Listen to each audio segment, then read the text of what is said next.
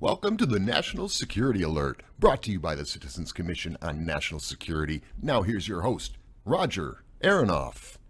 Welcome to the National Security Alert. I am Roger Aronoff, the Executive Director and Editor of the Citizens Commission on National Security. You can find us at ccnationalsecurity.org. We started out back in 2013 as the Citizens Commission on Benghazi when I was the editor of Accuracy in Media, and we're a group of retired generals, admirals, former CIA people, congressmen, think tank people, and we have done our own investigation on Benghazi. You can find all of that on the website, ccnationalsecurity.org. The press conferences, the reports, and we feel we have the definitive narrative connecting the dots on everything that happened surrounding Benghazi. Well, in 2018, we broke off and formed a new independent 501c3 called the Citizens Commission on National Security. Almost all the members remain the same.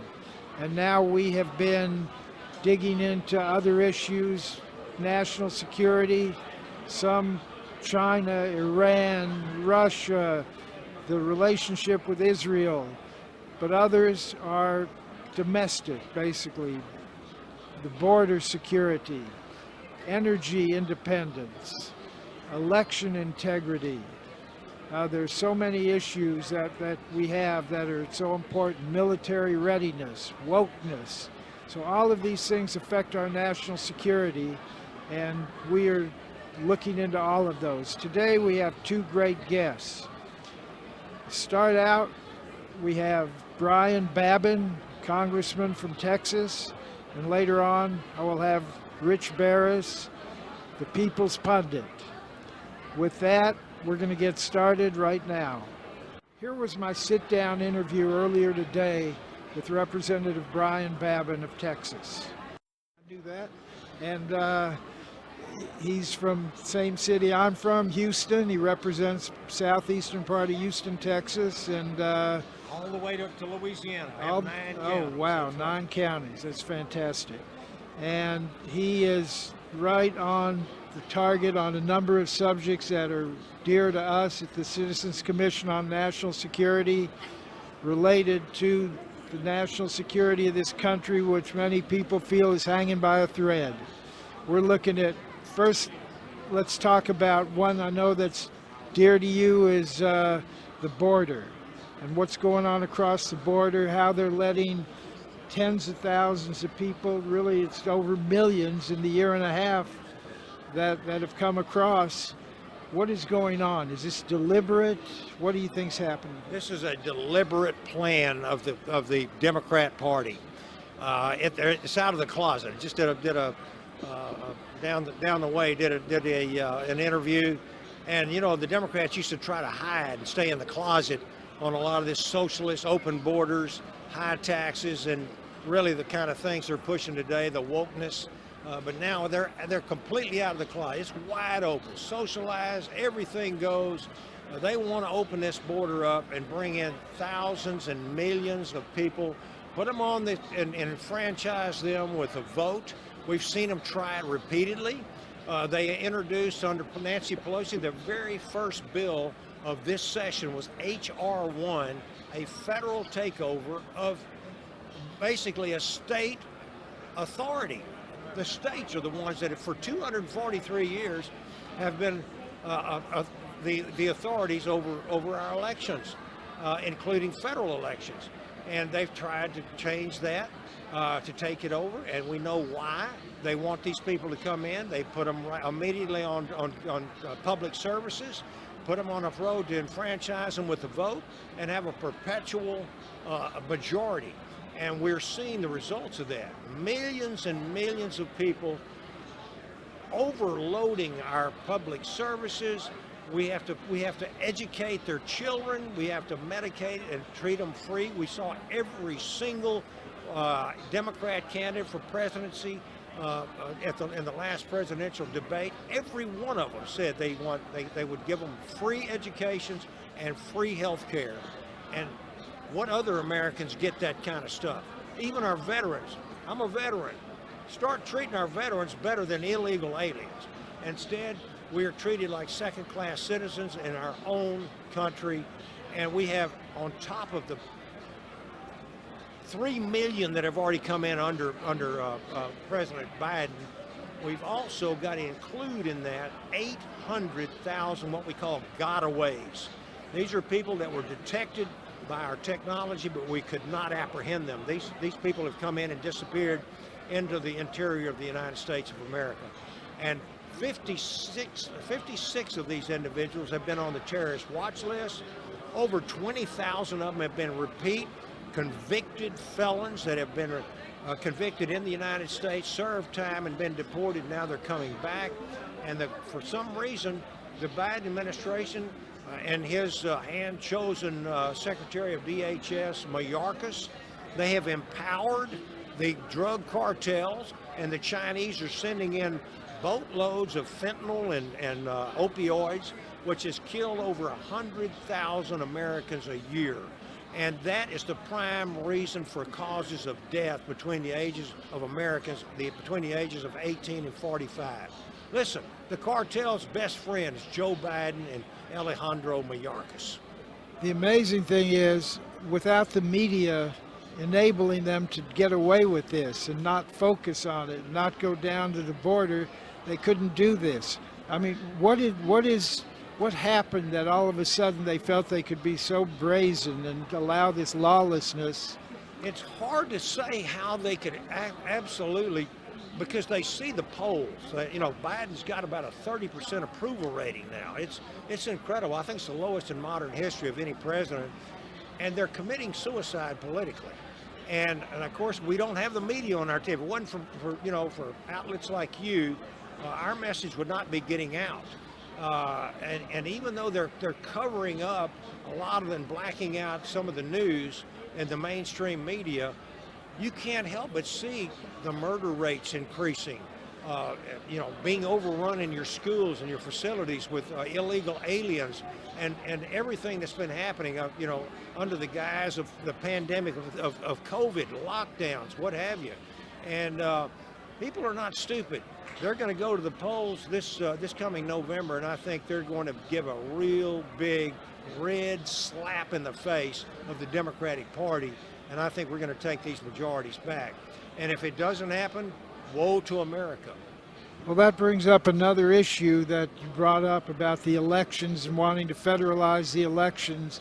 And after 2020, there's so many people that don't trust the elections anymore on both sides of the aisle. But it seems, which leads also to the January 6th Commission and what they call the big lie. And they call us election deniers, and I call them election fraud deniers, which is what I think they are. So tell me what you think is going on with this commission. Well, there's no doubt in my mind that there were so many irregularities and anomalies in this election under the guise and the excuse of COVID, drive-through voting, same-day registration, no need for showing photo IDs, millions of mail-in ballots illegally sent out. We saw that over and over and over again. And I can tell you, without confidence in our election process, the peaceful transference of power that we've enjoyed for 243 years will come to a halt, and bad things could happen. And let me tell you something, January the 6th is a witch hunt. I don't excuse anyone for rioting and breaking windows and coming into the Capitol, but I can tell you this, everyone has due process coming to them, constitutional guarantees, and when you lock people up for a year and a half without giving them the evidence against them or even telling them what their charges are, or what they're being charged with, we've had suicides of some of these poor people that have been involved in this riot. And I don't call it an insurrection. It was a demonstration that got out of hand. And I can tell you, the evidence shows that there may have been some provocateurs up there as well that were saying, "Come on in, come on in," and some of them had a lot to do with the FBI.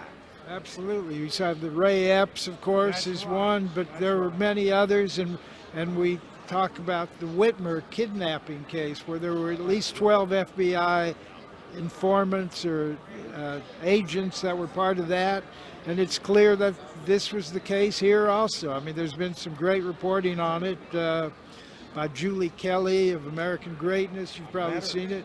Yeah, Darren Beatty, and so these are the questions that, by the way they set this committee up, they don't have anyone to take the other side, having rejected Jordan and Banks from the committee. They're not interested in getting to the truth about January the 6th. We know now that President Trump offered 20,000 National Guard troops on January the 4th, and Ms. Pelosi turned it down because she thought it would be bad optics. We know that they're not interested in finding out what happened on January the 6th and what caused it. What they're interested in doing is going after their political enemies. Anybody who stands in the way of their woke ideology, their Green New Deal, their socialism, they're going after them. And that's what J6 Commission is all about. And I think the American people are aware of what's going on. They don't care anything in the world about J6 Commission.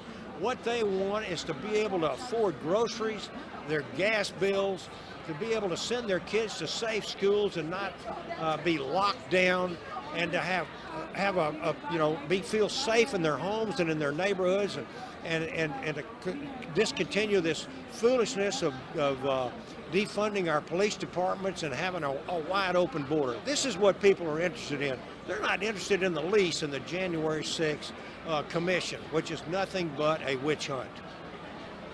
No, I agree, and I imagine it makes it mighty difficult to have good relations across the aisle these days in Congress, because many of you Republicans have that view, and I share it.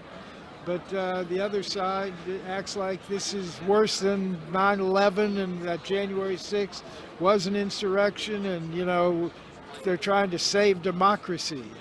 You know what? They're destroying democracy. When you can keep someone locked up for a year and a half, so much so that some of them are committing suicide, and not charging them, not giving them the evidence they need, denying them medical care. Let me tell you something. That is not democracy. That is like the Soviet Union. This is like Venezuela. This is like Cuba. This is like the Islamic Republic of Iran. This is what is happening under this administration, and the American people need to wake up, and wake up quick. And I think this is what's happening as we're seeing things. Otherwise, Joe Biden wouldn't have a 30% approval rating. And I think we're going to see a big election come up. And on January, when the new House convenes and we have the majority, we're going to see a lot of subpoenas. There's going to be a lot of oversight and hearings and delving into some of the things, such as the origins of the COVID epidemic. Why the heck has the DOJ and the FBI been weaponized against half of America? How could they go after a sitting president all that time on a fake Russian dossier and fake plants in the media? These are things that need to be found out about, and that's what's going to happen under the new majority of the Republicans in the House of Representatives. Well, there's great concern that because what you say is most likely to happen if the Republicans take control, that the Democrats can't stand that happening, turning over the subpoena power to Jim Jordan and you, and that are we facing? They can't stand sunlight. We're going to let sunlight right. come down. So their only option is to stay in power. And are you worried about what the lengths they'll go to in this election to stay in power? Absolutely. I think we need to make sure that these, especially these swing states, many of them have legislatures that are controlled by the Republicans. Many of them have Republican governors and Republican state officials. And they need to make sure that they have election integrity reform. They need to clean these voter rolls. I offered a bill, You Must Be Alive to Vote Act. I offered that bill shortly after the debacle on January the 6th. I was one of these bad guys that really felt like I felt like there were so many anomalies and irregularities in this election that I didn't want to certify the election returns until we weren't trying to overturn an election. We were trying to just find out the truth and have an investigation. But as you said, and as I said earlier, sunlight and getting the truth out is not something that a lot of these Democrats want to see happen. So let me ask you a couple other quick topics. One is you're involved with one of your committees on transportation, and so the supply chain issues that we've been having, the ships backed up in LA Harbor and all that. What is that really about? Is that a union issue that the unions want to be involved, not allow automation? What are the main issues and then the baby food, baby formula? Absolutely, it's multifaceted. A lot of it is supply chain problems. I serve on the Transportation and Infrastructure Committee. I also represent 4 major ports. One of them is the busiest port in the country, and that is the Port of Houston. And we absolutely have got to fix our supply chains. We need to facilitate the transportation of our supplies and goods. We need to make sure that our supply chains originate as much as possible in friendly nations or in the United States, and get off of dependency of the likes of Red China, and they steal us blind. They are even trying to tell, I never say much good about Miss Pelosi, but she had every right to go to Taiwan and visit with our ally over there, one of our longest allies, and to be threatened that they were going to shoot her down, and telling us when and who we can go visit. I don't believe that's going to fly against Red China, and I'm hoping that we will continue to push back real hard. But the sad thing about it is, many of these bills the Democrats are coming up with are soft on Communist China. We need to be hard on Communist China. We need to be hard on the Russians.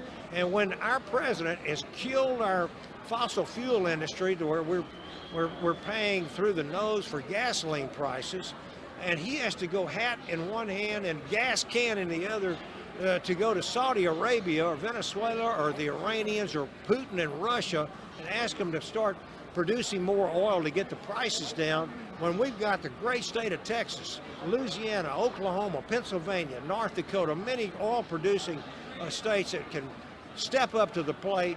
And we were energy independent before Biden took office, and now we're having to go and ask our enemies to produce oil. And then on top of that, Biden has removed 180 million barrels from our of oil from our strategic petroleum reserve, which is there for national security purposes and there for crises and emergencies. And we find out that he's removed this oil and sold it to Red China.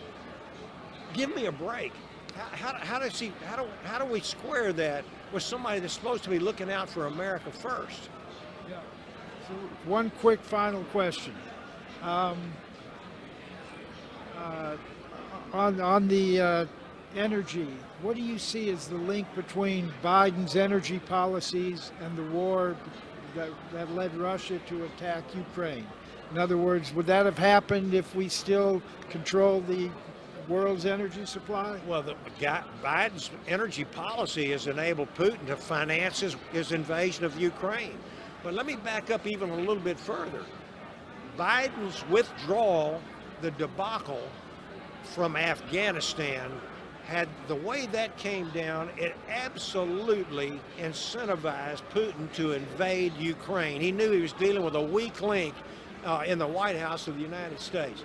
It absolutely emboldened President Xi of the Communist Party of China to be more adventuresome and to start threatening to shoot down our Speaker of the House for going to Taiwan. They're absolutely linked. There's no question about it. And we've got to unshackle our oil and gas and energy producers in this country. We've got to push back on these dictators around the world. And we absolutely have got to be second to none in military.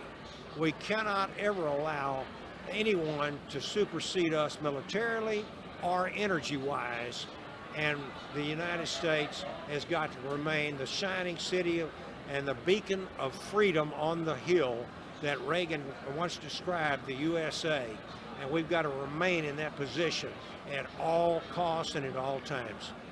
Our guest has been the great congressman from Houston, Texas, and surrounding area, Brian Babin.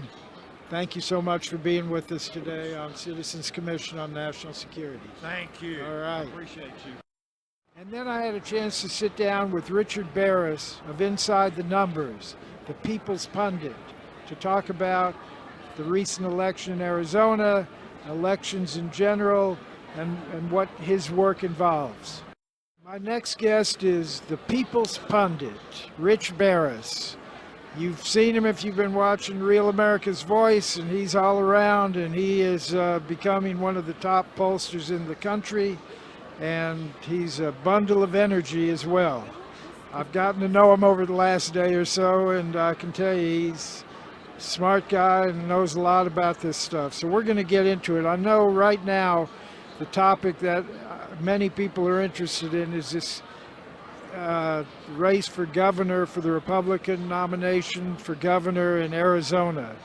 And Kari Lake and ran, and she basically ended up winning. It was announced last night, but for more than 2 days after the election closed, this went on. So, Rich, welcome to Citizens Commission on National Security. Thanks. I'm happy to be here. I'm happy to be here. Yeah, we had an opportunity too. Kari Lake was around before, and you know, I think she knew, we all, you know, as well as the rest of us, that you know, Kari Lake had won that election 2 days ago. There was a lot of confusion and questions around it. I leaned into that. People that I normally see lean into decisions as well waited, and the reason really was that they were waiting on that large batch from Maricopa, and statistically speaking, it could have been enough to put Karen Taylor Robson in the lead, but the problem is, or for her, the problem was, and to the great benefit of Kari Lake, is that we have seen these voting patterns now with different methods of voting. And we have, it is well established. The polling has seen it, it's been backed up by results, and the bottom line was those late arrivers and those in-person drop-offs were never going to be pro-Karen. All right, it was not going to happen. So I understand why some people were waiting, but I think point blank, if the roles were reversed, they would have called it. Right, so Karen is Karen Robson, who was running against... That's right. So the question is, why does it take so long to count the rest of these votes? A dump of votes? I mean, what, you know, as Bannon often points out, in France, they do tens of millions, and by 8 o'clock that night, you know the outcome, and it's all done by paper and all that. So when the votes don't come in and they say, well, only 80% or 60% have been counted, people are wondering, is there chicanery going on? Well, and the problem is we wouldn't really know, because these centralized vote counting centers add this layer of bureaucracy as on top of what should be a very transparent and localized process. And that's really the difference between a state like Arizona and Florida. Ours are localized. Arizona now in Maricopa, the state's largest county, which is 60 plus, at least, you know, around 60 at least % of the vote. That is all now centralized, like it is in Wayne County, Michigan, like it is in Philadelphia County, Pennsylvania, like it is in Fulton County, Georgia, all places where we have seen repeated problems over and over and over. And the bottom line is, if Maricopa wasn't going to be able to dump that big batch of in-person, because what happens in Maricopa is those in-person ballots that people brought on election day have to be signature verified later, which is ridiculous. In Florida, we don't do it later. It's localized. It's done on the day the person drops it off. And ballots are being processed that arrive through the mail many, many weeks before. Election day is verified at that point of that voter voting. So it's all done. So in Florida, with 14 million voters in 2 different time zones, we can count our votes in an hour and a half. And generally, we know how that race is going to go. So how did we go from localized to centralized? Was this a political decision? Is it a practical decision? It is political without a doubt. Unfortunately, it hasn't been terribly ideological, which means you have like this establishment, Brian Kemp, Karen Taylor Robson, Doug Ducey. They don't seem to find a problem with any of this, even though they claim to be Republicans who are conservative. Well, if you're conservative, then you believe that local level government is the more efficient and the more transparent level of government, and they obviously and very clearly do not. And it's been this basically a movement by the left to centralize these decisions, and they have just stood back and let it happen. In Florida, we did not. And they attempted that several times in Miami-Dade. I mean, we had seen these stories over and over again. Bush v. Gore, they attempted to do it in Broward County. Brenda Snipes always wanted to centralize vote counting, and we didn't let it happen. Fire Brenda, fire Linda.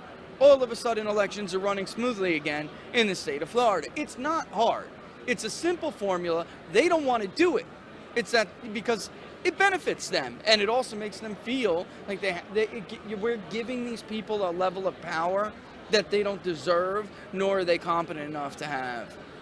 Well, isn't it the case that elections, say here in Texas, they start at the precinct level, and they have observers on both sides counting them at the precinct, Yes. and then they send them to the county where they just add it up. Is that the centralized issue that you're talking about? In Texas, you have like a hybrid kind of thing going on, and I would seriously, I would start sounding the alarm bells now, because we are seeing some moves in Texas that, in Florida, we kind of recognize it when we know it. Curbside voting, these drop-off areas, these drop boxes, and give me all your ballots after we're done tabulating it. The problem with this idea, like Maricopa says, and Texas say too, we have lawyers from both sides who are allowed to sit here. No, you really don't. You have lawyers from the Democratic side, and you have lawyers from the Republican establishment in vast majority of these cases. So you really couldn't trust them any more than you could trust a Democratic lawyer, right? So, the bottom line is we really need to go back. Local is more efficient. That's number one. And everybody, look, when I walk into my polling place in, Alachua County, Florida, wherever it may be, the book comes out. That same book that has my signature for all these years, and even when they put them and uploaded them, and we would start signing, on their pads that they had, all of my signatures were there for years, so and plus they know you. I mean, after a while, you get to know some of them, especially if the poll worker's been there a while.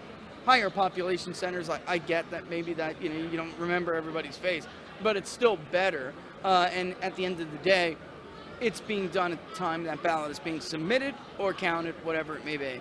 So in Florida, very different situation than both Texas and Arizona. And by the way, Maricopa used to run their elections like a well-oiled machine.